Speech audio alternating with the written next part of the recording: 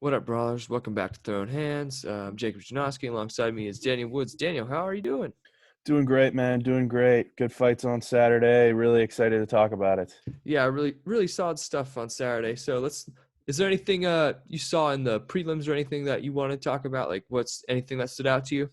Nothing jumped out major. I mean, we got a really impressive finish, or an exciting finish, I should say, with Jonathan Martinez with that knee for the TKO was really impressive to me. But other than that, not a lot doing on the prelims or anything like that. Yeah, same. But Jamal Emmers, he did Yeah, pretty good. I thought he showed some stuff with the 5 takedowns, and yeah, I forget who he lost to. I think he lost to Julian Erosa in the Contender Series, but ever since he's been invited to the UFC, he's been doing good things. So that's what we like to see. All right, so we're gonna head over to the main card, and we're gonna start with Kevin Holland. Trevin Giles got canceled because Giles had some cardiology problems, whatever it is. He's seeing a cardiologist soon, so let's hope he gets he that. fainted backstage getting ready for the fight, right? Yeah, I did. He insisted on going on, I think, Oof. but then the doctor said, no, you're not Yeah. doing this. Anyway, to lightweight matchup of the night, Lando Venata versus Bobby Green. What were your thoughts?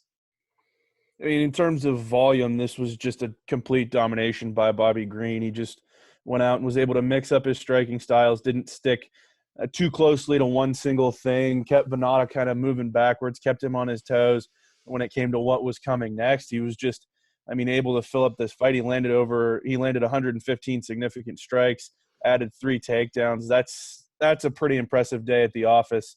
I mean, and the fact that he was able to land that many significant strikes without knocking Lando Venata out is probably, I would say, a tip of the cap to Venata there for being able to stay in that fight. But Bobby Green, a really impressive performance, really a good job, I thought, being able to mix things up on Venata and not let him know what was coming next.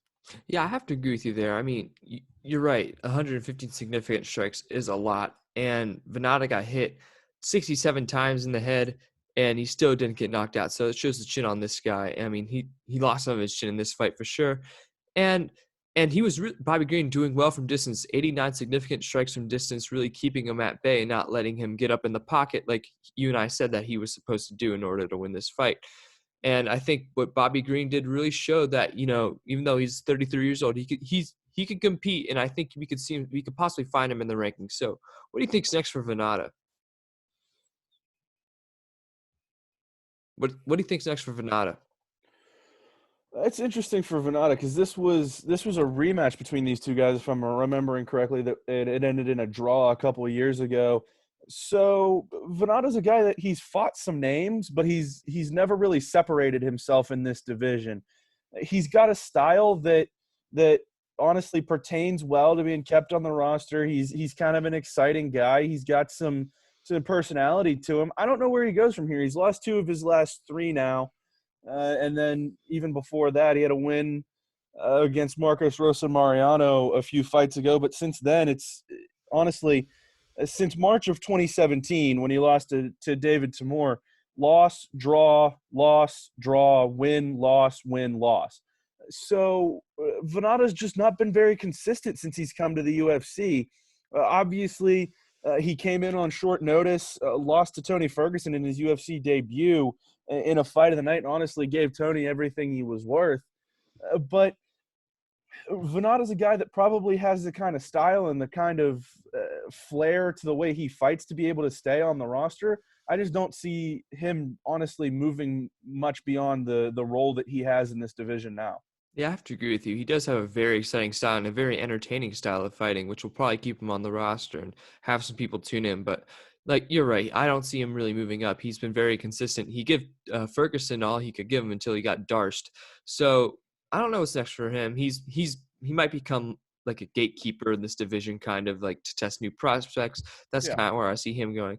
But for Bobby Green, on the other hand, I think we could see him not hop up into the rankings, but his next fight could be, a Beneil Dariush or a Drew Dober. What do you think?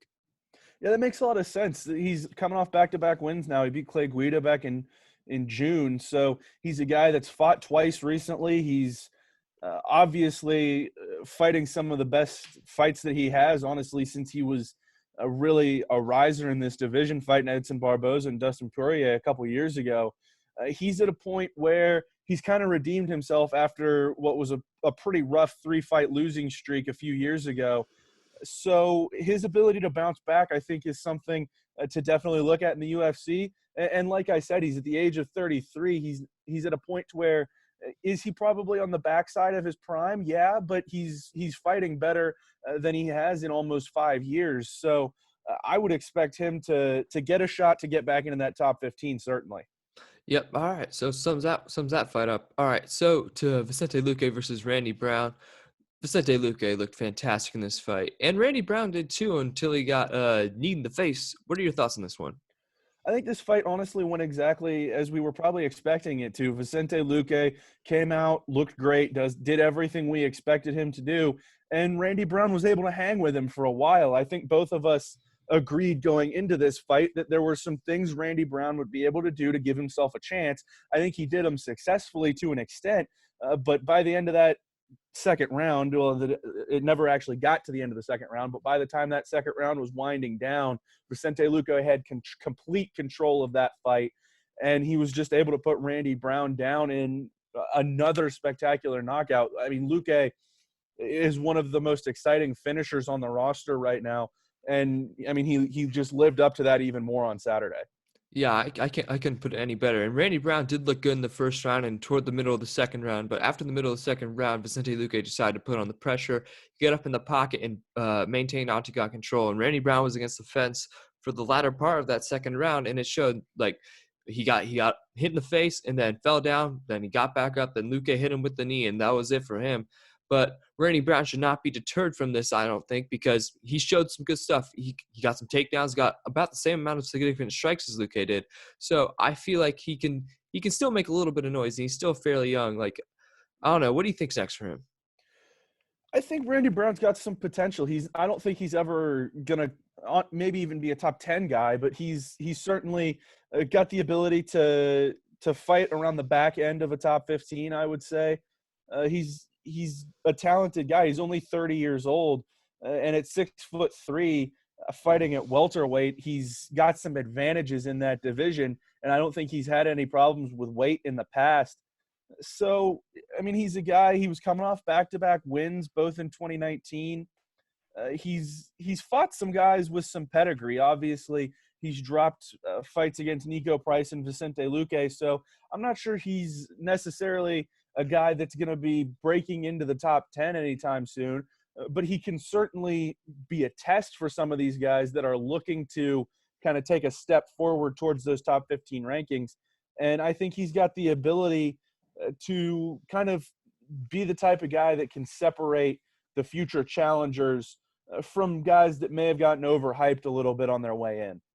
Yeah, I actually have to agree with you there. I think that's a perfect position for him. He's not exactly a Jim Miller type yet. He hasn't established himself as much as Jim Miller has, but he can definitely be a test for those young guys coming in and maybe humble them a little bit. And I have to agree with you there. And I still think he can make some noise in this division. Not a title shot, of course, but at 6'3", fighting at 170, he has a reach advantage over just about everyone. So he can make some noise in this division if he decides to. And I think what's next for Vicente Luque, this dude, I think we could see him fight as Damian Maia or Stephen Thompson. I think he's proven himself in the past couple fights against Nico Price and this last one against Randy Brown. So what do you think's next? I think that's definitely what we're probably looking at here. He actually lost to Wonder Boy back in 2019. I would love to see a rematch of that fight because, I mean, that was a fight of the night at UFC 244. So for a guy as young as Luque coming in at that point less than a year ago against Stephen Thompson, to be able to go out there, record a fight of the night, even in a loss, I think that's something he would probably want to avenge moving forward. And I think it's the type of fight that could launch him up the rankings. Obviously, he's on the cusp of that top 10. Coming in and getting a win over the number 6th ranked guy in the division who beat you less than a year ago. I don't know if they would book that fight that soon, but I mean, it wasn't that long ago. It wasn't that long previously that he had fought Nico Price before, and he was fighting Nico Price back in May. So I'm not sure we see a Stephen Thompson fight quite yet, but I think We will get it eventually, and if he can win that, I think that's what could launch Vicente Luque into contention. Yeah, I have to agree with you there. And as we're looking at the rankings right now, if Jeff Neal's ranked number 10, this division stack. I mean, Jeff Neal is quite good. And Vicente Luque, I honestly don't see his ranking moving that much because of how stacked this division is. But he has definitely made a name for himself in the past 2 fights. All right. Oh, yeah, he did a good performance in the night bonus. All right, to something I predicted would happen. Jennifer Maia by submission over Joanne Calderwood. What'd you think? This is just frustrating. This was just such a frustrating fight because the one thing that we said when Joanne Calderwood took this fight was, well, there were 2 things. One, why are you taking this fight? And 2, from a strategy perspective, you have to be able to dominate on the feet and not get taken down. And she didn't get taken down, but she scored a takedown, which led the fight to go to the ground, which I don't even know why, as an elite level kickboxer, you're even trying to take Jennifer Maia down. That just doesn't make sense to me. But you come out in this fight, and I think Jennifer Maia showed a little bit more with her boxing skills than we were expecting. She was able to at least stay somewhat even with Calderwood on the feet. And then once it went to the ground, Maia was just able to hunt for that submission from any angle. And Calderwood about got out of position for that armbar, but Maia was just able to roll with her and wrench it in. And from there, it was elementary, because with somebody as such a high-level Brazilian jiu-jitsu fighter as Jennifer Maia is, when you give her any kind of opportunity on the ground, that fight's going to be over real quick. Yeah, I'm just dumbfounded to why Jennifer Maia decided that she herself would score a takedown against Jennifer Maia. Maia's very comfortable off her back, and we saw her when she got that armbar from her back. It was obviously the bad decision. She got subbed. So I don't know. It was a really weird fight. And Jennifer Maia was doing quite well on the feet, like you said, better than we expected with her boxing skills. All right, to the rankings. She's getting a title shot. Dana White said she's getting a title shot. Yep. So we know what's next for Jennifer Maia. And the thing that dumbfounded me was Joanne Calderwood was like, yeah, after a couple more fights, I'll be back in title contention. I'm like, you're 33. You don't exactly have many fights left. You don't have a couple more fights, and you were already in title contention before you took this fight. Yeah. None of this makes sense. It doesn't make sense. And the fact that Joanne Calderwood even took the risk, it just dumbfounds me. You had a payday. You had a pay-per-view payday coming up, and yet you risked it. Now, the thing with Shevchenko, she just likes to fight all the time. So it's not necessarily a pay-per-view all the time for Shevchenko title fights. But still, it doesn't make sense. You had the title shot. I don't know if you have anything to add to that, but I think I just pretty much summed it up. Yeah, and honestly, I think she's put herself in a pretty rough position, because moving forward, as hot as some of these fighters are at the top of the UFC women's flyweight division, unless she's going to take a little bit more of honestly, it wasn't that much of a step. It wouldn't be that much of a step down, because this was 3 versus 6. Unless she's going to take a step down and fight Roxanne Modafferi, who's coming off a loss to Lauren Murphy, if she wants to stay in any kind of relevance as a contender, her next fight's going to be against somebody coming off of a win. Yeah, it might be Lauren Murphy. I could see that going well.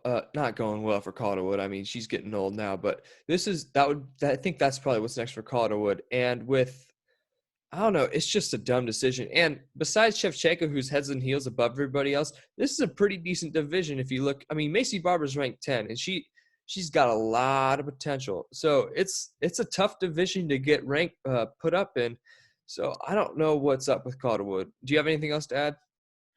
There's not much to add to it from my perspective. It's just frustrating, because, I mean, you never want to see somebody get in a position where they're in title contention and they put themselves in a position to fall out. And that's exactly what happened here. I like Joanne Calderwood. I like the way she fights. I think her kickboxing style makes her a really exciting fighter. But this was just frustrating to watch, and it was almost like you could have predicted it from the second she took the fight on short notice. Yeah, ill-advised decisions from Joanne Calderwood. All right, to the main event of the evening. You and I both said Shahbazyan would win, but I think this loss turned out better for him in the long run. What were your thoughts on this? I think Edmund Shahbazyan's going to learn a lot from this, but I think this is the best we've seen Derek Brunson in quite a while. Obviously, he came into this fight really motivated. He was a 3-1 underdog, which as a 36-year-old with 28 professional fights, going up against a 22-year-old. I don't care how much of a pedigree Edmund Shahbazyan had. If I was Derek Brunson and I'm 36 years old on a 2-fight win streak coming in against a 22-year-old, I would have come into this fight pissed, coming in as a 3-1 underdog. And that's exactly what he did. He just mauled Edmund Shahbazyan. Really, it was a pretty even fight to an extent and for a while, but the end of that second round, Derek Brunson just absolutely mauled Shahbazyan. Honestly, looking back at it, I don't think this fight, if it wasn't ended at Shahbazyan got saved by the bell. I understand that, but I don't think he should have come out for that third round. And Dana White has said as much himself, that there should have been a doctor stoppage at the end of that second round, because Shahbazyan was not going to last very long in that third round, and he certainly didn't. Yeah, I think that's also on the coaches right there. I mean, you have to protect your fighter. Derek Brunson's a beast. He's Division II All-American wrestler. He and that's how he won the fight, mixing up takedowns and striking. As you can see here, 107 total strikes, and he had 4 takedowns. He always threatened that takedown, which caught Shahbazyan off guard. Shahbazyan won the first round, but other than that, he really got stumped in the second, and then Herb Dean stopped the fight 28 seconds into the third round, which is a very, very good stoppage on Herb Dean's part. Always get the good stops from Herb Dean. Anyway, so on to what's next. For Shahbazyan, it's kind of interesting, I think. I think his ranking doesn't change, but I could see him getting the loser of Romero and Uriah Hall. What do you think? That makes perfect sense to me. It's definitely Shahbazyan is not a guy that you want to put up against somebody coming off of a win right now, because at 22 years old, he's obviously, I would say, the top prospect in this division by far right now. Obviously, the middleweight division is pretty deep, but as far as young up and comers go, Shahbazyan is it right now. I could see probably the loser of Uriah Hall and Yoel Romero, if they want to give him a little bit more time to get back on his feet. I could probably see an Ian Heinisch fight getting made too, because that's somebody that Derek Brunson beat already. And it would give Shahbazyan a chance to still get a win over a top 15 guy, but honestly not be put in that difficult of a position to try to avoid, I would say, going on a 2-fight losing streak by facing a top 10 guy. I think Shahbazyan would do fine with the loser of Hall and Romero. I just think the possibility of taking a little bit further step back and facing somebody like Ian Heinisch or Marvin Vettori may be something the UFC looks into doing, just to get a little bit more confidence in Shahbazyan's camp. Yeah, I would have to agree with you there. And I'm at 22. He'll probably be 23 by the next time he fights, I think. But I wouldn't exactly want to fight a Yoel Romero coming off a loss. I wouldn't exactly be too excited about the most terrifying person in the UFC, and even a Uriah Hall off the loss. That'd be tough. So I like what you said about maybe an Ian Heinisch or Marvin Vettori, but Vettori has some momentum, so that could be a little tough for Shahbazyan. All right. Dan, do you have any news that you want to share? A couple things. So, all right. There was an interview, I believe either today or yesterday. Well, we're recording this on Monday. This is Monday, August 3rd. And there's a recent interview with Tyron Woodley that's been picked up by some major outlets.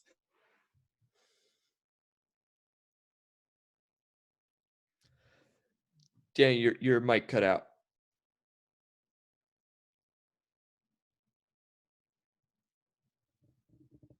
Quick with Mike Swick podcast, where he has come out now and said that they're getting real close on a date for a fight between Tyron Woodley and Colby Covington, which he is saying Woodley has said is the biggest fight of his career. He said it's looking to be a main event on ESPN Plus. Tyron Woodley versus Colby Covington in either September or October. Said the fight is for sure. They're just looking for a date. All right, I can dig that, and I don't think this is Tyron Woodley's biggest fight of his career. I don't agree with that at all. He's fought in 4 or 5 title fights, I think, and I don't know. Colby Covington he gets people to view, and I guess I could see why he could think that could be his biggest fight ever, because of the pay-per-view draw that Colby Covington brings to the table. And it's going to be a banger, I think, with how Colby and Tyron Woodley fight, Tyron Woodley likes to take it to the ground, but he can also stand and punch, and they're both division wrestlers, so it'll be a diverse matchup. Yeah, I think it'll be a really interesting fight. It's something that people have been clamoring for a little bit, for a little while now, and I think it'll be a really exciting fight. It's two guys that are both kind of trying to get back on their feet in this division. Woodley obviously took a good bit of time off and then lost to Gilbert Burns. Covington's been off for a while. These are two guys that kind of in their time off got passed up a little bit in this division and are kind of trying to climb back to the top. Yeah, definitely. What else? The one other thing, and this is more of a note that is mostly just relevant to our podcast, but I'm sure it's interesting to some of the more hardcore UFC fans. Okay, so this is maybe not to the more casual MMA fans. This may not be like a huge piece of news, but more specifically to our podcast, it's interesting. And to the more hardcore fans, it's definitely something people are going to be watching out for. This is definitely exciting for us. Somebody we've talked about a ton on this podcast. Somebody that's been talked about a ton this summer. Our boy Tanner Boser is not going to get Maurice Green like he's been calling out for a little while now. However, he is getting a fight on October 3rd against Andrei Arlovski, former world champion. Oh, wow. I think is going to be an outstanding fight. Yeah, I have to agree there. And I think with Andrei Arlovski, he's become the Jim Miller of this division. I think that gatekeeper testing these prospects. He showed Felipe Lins what the UFC was about back in May. And I think Tanner Boser, who's on a little streak, who has some momentum behind him after these last two wins coming off knockouts, this will be his first real test against a real tough opponent in Arlovski. Yes, Arlovski's about 40, but he could still stand in there and bang with the best of them. Former world champ, you can't count him out. Anything else? That's all as far as news goes for me. Obviously, we can brush over this real quickly. The Mike Perry saga has continued. He's apologized to the UFC, promises to be a better role model. So honestly, for his sake, I hope he can get things straightened out. His girlfriend, Latoria Gonzalez, who cornered him in his fight against Mickey Gall, announced 4 days ago that she's pregnant. So I really hope for Mike Perry's sake, for his family's sake, and honestly, for the UFC's sake, because he's a really exciting fighter, I hope he can get things straightened out. It seems like he wants to get things straightened out with his life. So I'm excited for Mike Perry to hopefully be able to move on from some of his past mistakes and get back to where he was as a top flight fighter. Yeah, I hope so too. I hope he gets his stuff together. And one more piece of news. We have Jared Cannonier and Robbie Whittaker coming up, I think at 254, if I'm not mistaken. Okay. What are your thoughts on that? Honestly, I'm surprised Cannonier didn't try to hold out for a title fight. Maybe he did, and the UFC just wasn't going to give it to him. Honestly, I had kind of seen him as the uncrowned number one contender since he started coming off this injury. I'm really excited for this fight. I love both of these guys. Obviously, when we were previewing Whittaker's fight with Darren Till, I kind of raved about how much I love to watch Robert Whittaker fight. And Jared Cannonier is a very similar guy to that. I think clearly the winner of this fight is the next contender for Israel Adesanya. That's pretty clear to me. So if the UFC kind of wants this fight to clear up who the true number one contender is, I'm pretty excited for it. Yeah, I have to agree there. I personally would have liked to see Jared Cannonier get that next title shot, but that would have been a really long layoff for Cannonier.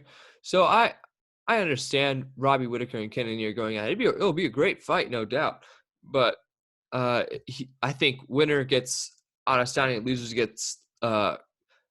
winner gets the winner of the title fight and loser gets the loser of the title fight. I think that's what we see. So yeah. You got anything else? Nothing really. Just, again, the UFC's just pumping these cards out. We got Contender Series coming back this week. Yes. I'm excited for that. So it's an exciting time to be an MMA fan. I feel like I'm saying that every episode, but it's an exciting time to be a fan of mixed martial arts. It is. All right. Well, thanks for coming back, Daniel. It's always appreciated that you take time every day to join me. And we'll see you guys next time.